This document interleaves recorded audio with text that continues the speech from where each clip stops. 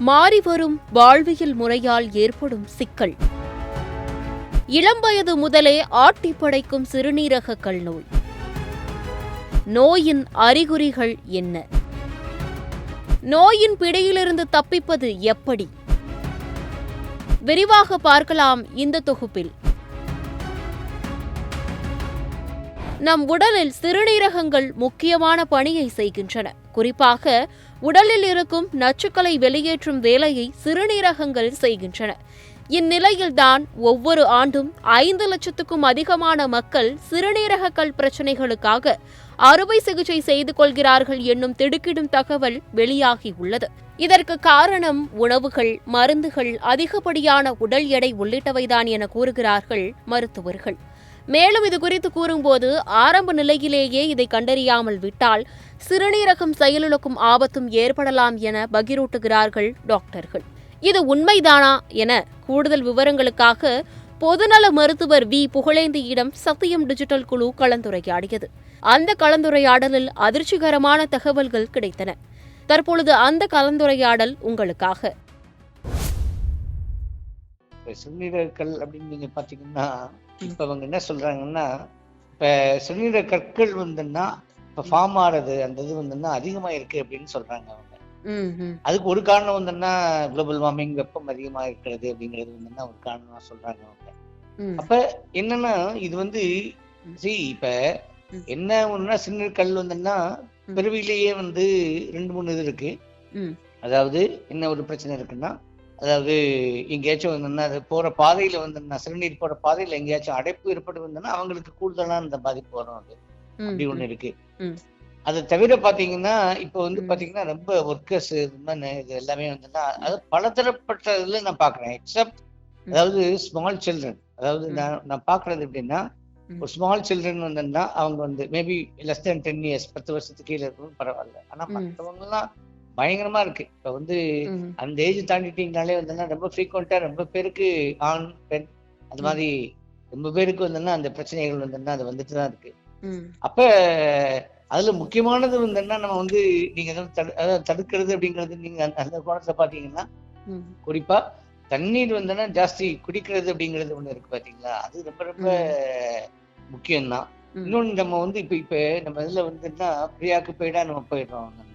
அதாவது ஏதோ ஒரு செயல்பாட்டுல விளையாட்டு இருக்கலாம், இல்லைன்னா அதாவது கம்ப்யூட்டர் கேம் அந்த மாதிரி இருந்துடலாம் குழந்தைங்க மத்தியில. இப்ப வந்து இப்ப ஸ்கிரீன் டைம் அப்படிங்கிறது கண்ணாமண்ணான்னு கூட இருக்குல்ல. அப்ப சோ அதனால அந்த ஒரு பிரச்சனை இருக்குது.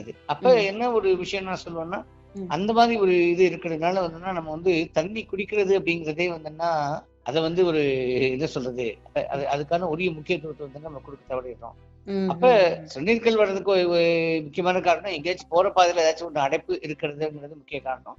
ரெண்டாவது என்னன்னா, தண்ணீர் வந்து நம்ம வந்து அந்த உள்ள இருக்கக்கூடிய கால்சியம் அப்படின்னு இருக்கக்கூடிய அந்த ஏன்னா கால்சியம் ஆக்சிலேட் கிறிஸ்டல்ஸ் தான் ரொம்ப காமன் வந்துன்னா அந்த இது வந்து அங்க டெபாசிட் ஆகி, அதாவது பிரிசிபிடேட் ஆகி ரொம்ப அதிகமா யூரின்ல வந்துன்னா அது அதனுடைய அளவு வந்துன்னா அதிகமா இருந்தது. அதனால வந்துன்னா சிறுநீர்கல் அப்படிங்கிறது வந்துருந்தது.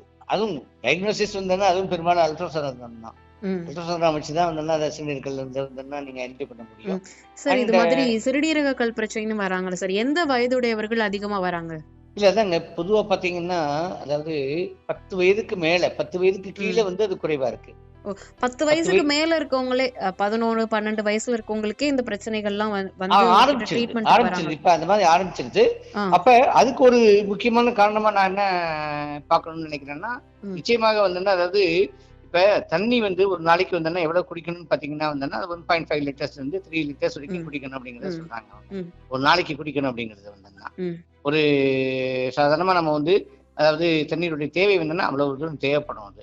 ஆனா இப்ப வந்து நம்ம என்ன பாக்குறோம்னா வந்துன்னா, அதாவது அது எல்லார் மத்தியிலையும் மக்கள் மத்தியிலேயே பொதுவா வந்தோன்னா தண்ணீருக்கு வந்தோன்னா ஒரு உரிய முக்கியத்துவம் வந்தோன்னா இல்லாம போயிடுது. அதுக்கு முக்கிய காரணம் வந்தோன்னா எண்ணங்கள். ஒரு எண்ணங்கள் இருக்கு பாத்தீங்களா, அது வந்து வேற ஏதோ ஒரு இதுல வந்தோன்னா அது வந்து தொடர்ச்சியா வந்தோன்னா அதுல ஈடுபாடு அப்படிங்கிற மாதிரி இருக்கு. அப்ப அதுல வந்து இந்த ஸ்கிரீன் டைம் அப்படின்னு இருக்கக்கூடிய இப்ப வந்து செல்போன் வந்துருது.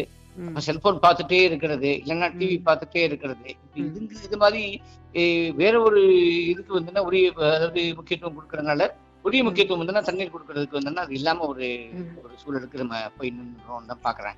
ஓகே அப்ப என்ன ஆயிடுதுன்னா, அதாவது உள்ள இருக்கக்கூடிய, அதாவது வர்ற சிறுநீரில் இருக்கக்கூடிய உப்புச்சத்து இருக்கு பாத்தீங்களா, அது கால்சியம் குறிப்பா வந்தோம்னா ஆக்சிலேட் கிறிஸ்டல்ஸ் அப்படின்னு, கால்சியம் ஆக்சிலேட் கிறிஸ்டல்ஸ் வந்து அதெல்லாம் வந்துன்னா அது வந்து ரொம்ப அதிகமாகி அது வந்து ரொம்ப லேசா வந்ததுனால வந்து அது வந்து கல்லா வந்தோம்னா, அதாவது ஒன்னா சேர்ந்து கல்லா வந்தோம்னா உருவாகி வந்தோம்னா ஒரு தாங்க முடியாத ஒரு வலியை வந்தோம்னா அதை ஏற்படுத்தி ஓகே சார். சரி, அடைப்பு ஏற்படுத்தும். அதனால வந்தோம்னா அந்த வலி தாங்க முடியாத வலி ஏற்படுத்தும். Okay sir. இப்போ ஒவ்வொரு ஆண்டுக்கும் 1/2 மில்லியனுக்கும் அதிகமான மக்கள் வந்து சிறுநீரக கல் பிரச்சனையால அவதிப்பட்டு அதற்கான அறுவை சிகிச்சைய செஞ்சுட்டு வராங்கன்னு சொல்லிட்டு ஒரு செய்தி வந்திருக்கு சார். சிறுநீரக கல் உருவாக முக்கிய காரணங்கள் இதுதான் அப்படின்னு சொல்லிட்டு சில காரணங்கள் இருக்கும்ல சார், அது என்ன காரணங்கள், அதை எப்படி நம்ம தவிர்க்கலாம்? இல்ல, பொதுவா வந்து உருவாடுறதுக்கு முக்கியமான காரணம் பாத்தீங்கன்னா சிறுநீர் வர்ற பாதை இருக்கு பாத்தீங்கன்னா, சிறுநீர்ங்கிறது வந்து ரத்தத்திலிருந்து தான் பிடித்தெடுக்கப்படுது. சரிங்களா? அதாவது கிளாமர்லஸ் அப்படின்னு சொல்லக்கூடிய பவுமான்ஸ் கேப்சூல் அப்படின்னு சொல்லக்கூடிய கிளாமர்லஸ் யூனிட்ல தான் சிறுநீர் வந்து ரத்தத்துல இருந்து பிடித்தெடுக்கப்படுது. நீங்க என்ன புரிஞ்சுக்கணும், சிறுநீர் வந்து அதாவது ஒரு நாளைக்கு வந்து ரொம்ப ஃபார்ம் ஆகும். அது வந்து 180 லிட்டர் ஃபார்ம் ஆகும். ஆனா அது வெளியே வர்றது வந்து அது நம்ம பாஸ் பண்ற யூரின் வந்துன்னா அது 1.5 லிட்டர்ஸ் பக்கத்துல, இல்லைன்னா அதாவது அரௌண்ட் அந்த அளவுக்கு தான் அது வெளியே வரும். மீதி எல்லாமே ரீஅப்சர்வ் ஆயிரும். அது திரும்ப எடுத்துக்கும் வந்து உடம்பு வந்து. அதாவது இதுல கற்கள் உற்பத்தி ஆகணும் அப்படிங்கிறது நீங்க பாத்தீங்கன்னா 2 முக்கிய காரணங்கள் இருக்கு. அதாவது சிறுநீர் போற பாதை இருக்கு பாத்தீங்களா, அதாவது அது சிறுநீரகத்துல இருந்து அங்க எங்கேயாச்சும் அடைப்பு இருக்கு அப்படிங்கிற மாதிரி இருக்குன்னு வச்சுக்கோங்க. அப்படின்னா வந்து எளிதா வந்து கற்கள் வந்து உருவாகும். ஒண்ணு இல்ல அப்படின்னா வந்து, அதாவது நம்ம வந்து தண்ணீர் இருக்கு பாத்தீங்களா, நம்ம வந்து வெளியே வேலை செய்யறோம். வேலை செய்யும் போது வந்துன்னா, அதாவது ஒரு அவுட்டோர், அதாவது உள்ளரங்கு வெளியரங்கு அப்படின்னு 2ஆ நம்ம பிரிச்சுக்கணும். வெளியரங்குகள்ல வந்து திறந்த வெளியில நம்ம வேலை செய்யறோம்னா சூரிய வெளிச்சம் அதிகமா படுதுன்னு வச்சுக்கோங்களேன். இப்பெல்லாம் வந்து புவி வெப்பமடைதல் அப்படிங்கறதெல்லாம் சேர்ந்துதான் பேசுறாங்க.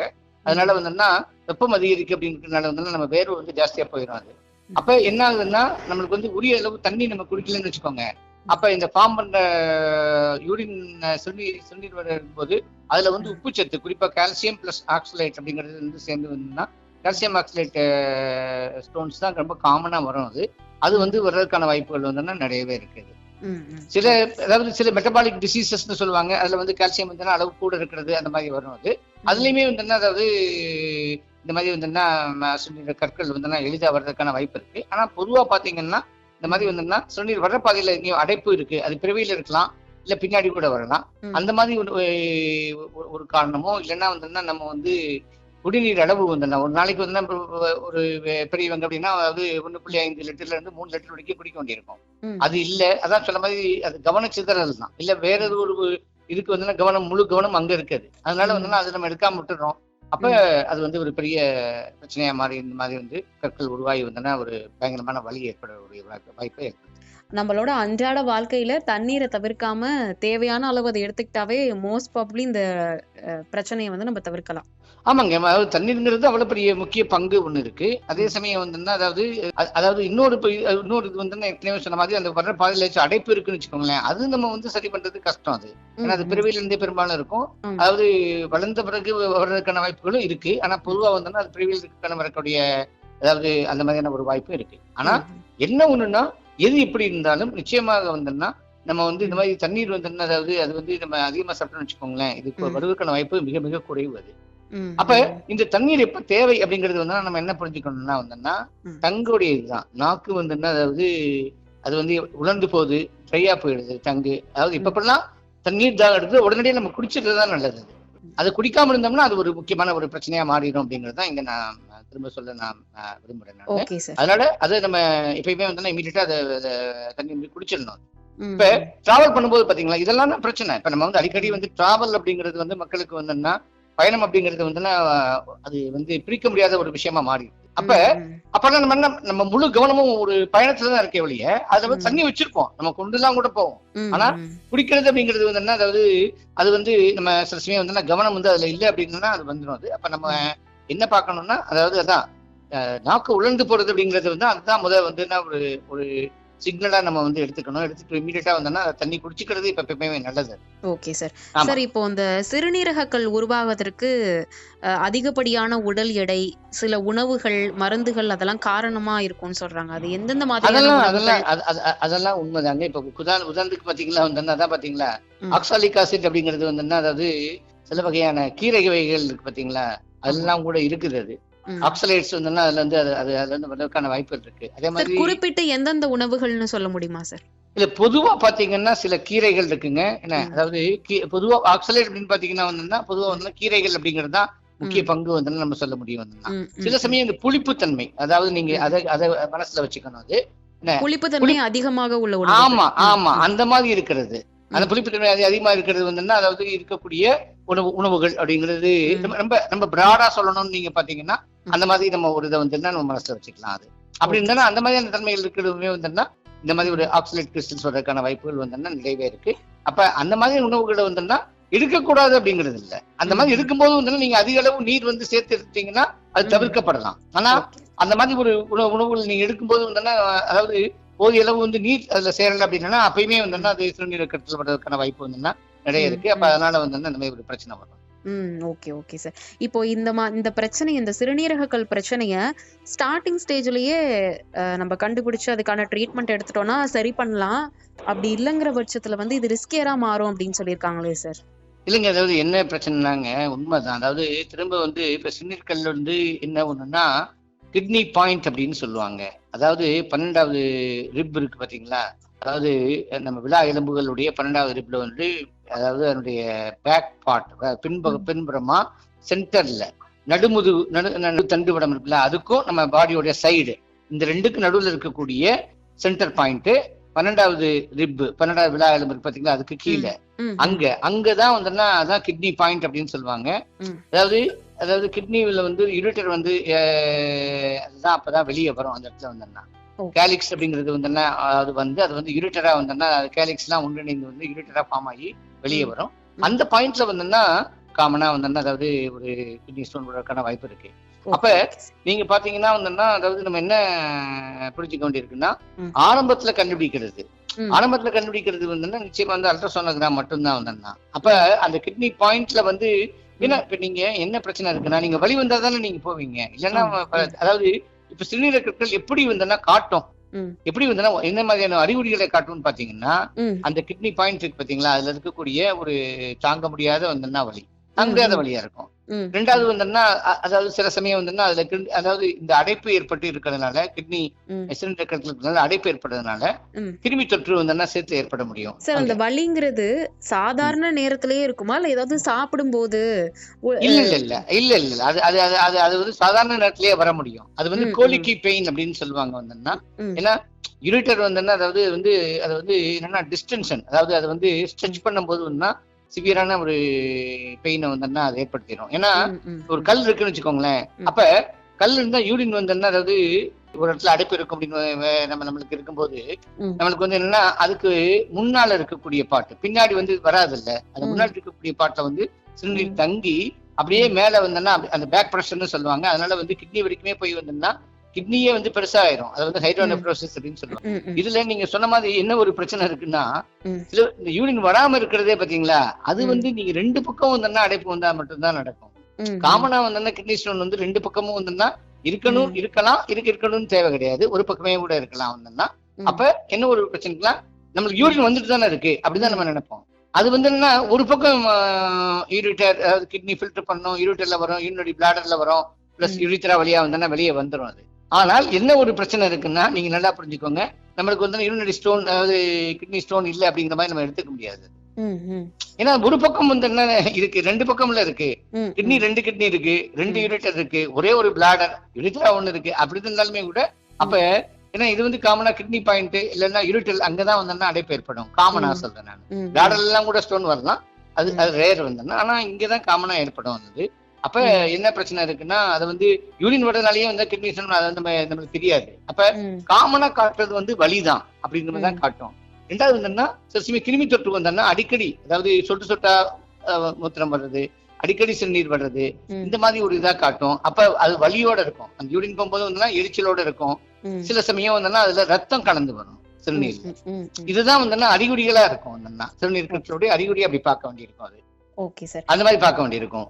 பொதுவா இவங்க என்ன சொல்லுவாங்க இந்த மாதிரில வந்து அப்படின்னு பாத்தீங்கன்னா, ம், இளநீர் குடிக்கிறதோ, மோர் அடிக்கடி எடுத்துக்கிறதோ, ஏன்னா ம், ஆல்கலினைசிங் ஏஜென்ட்பாங்க. அந்த பிஹெச் அப்படின்னு சொல்லுவாங்க. பிஹெச் வேல்யூ வந்து அது வந்து ஆல்கலினைசிங் அந்த அந்த ரேஞ்சில் அசிடிக் பிஹெச்சா இருக்கக்கூடாது. ம், ம், ஆல்கலினைசிங் ஏஜென்ட் அப்படி இருந்ததுன்னா, அதாவது யூஸ்வலா வந்து கிட்னி இன்ஃபெக்ஷனோ இந்த மாதிரி ஒரு ஸ்டோன் ஃபார்மேஷனோ ரிலேட்டிவ்லி கம்மியா வரும். அது அப்படி இருக்கு. அதனால வந்துன்னா நான் என்ன சொல்லுவாங்கன்னா வந்துன்னா அவங்க வந்து இந்த மாதிரி மோர் குடிக்கிறது, அதாவது அது குடிக்கிறது, வாழைத்தண்டுல இருந்து சூப் மாதிரி வந்துன்னா செஞ்சு குடிக்கிறது, வாழைத்தண்டை உடம்புல சேர்த்துக்கிறது, இதெல்லாம் வந்துன்னா அதாவது அவங்க என்ன சொல்றாங்க எளிதா வந்துன்னா சிறுநீர் கற்கள் வந்துன்னா வருவது வந்துன்னா இளநீர், மோர், வாழைத்தண்டு இதெல்லாம் வந்துன்னா கண்டிப்பா பயனுள்ள உணவு வகைகள் வந்துன்னா அது நம்ம இந்த மாதிரி கிட்னி ஸ்டோன் ஃபார்மேஷன் வந்துன்னா அடிக்கடி வராமல் இருக்கிறதுக்கான ஒரு ஒரு வாய்ப்பை வந்து அது ஏற்படுத்தி கொடுக்கும் அப்படிங்கறத கண்டிப்பா நம்ம சொல்ல வேண்டியதா இருக்கு.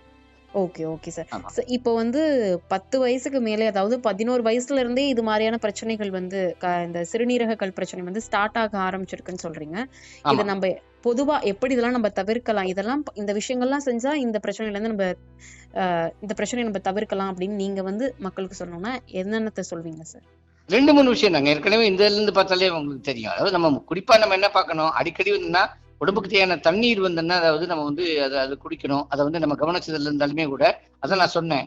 டங் ட்ரைனஸ், அதாவது நாக்கு உலர்ந்து போகும்போது இமீடியட்டா எடுத்து வந்துன்னா தண்ணீர் அதை குடிச்சிட்டே இருக்கணும். அப்ப ஒரு நாளைக்கு வந்துன்னா அதாவது 1.5 லிட்டர்ல இருந்து 3 லிட்டர் வரைக்குமே தண்ணீர் வந்துன்னா நம்ம குடிக்கணும். அதுங்கிறது ரொம்ப ரொம்ப நல்லது.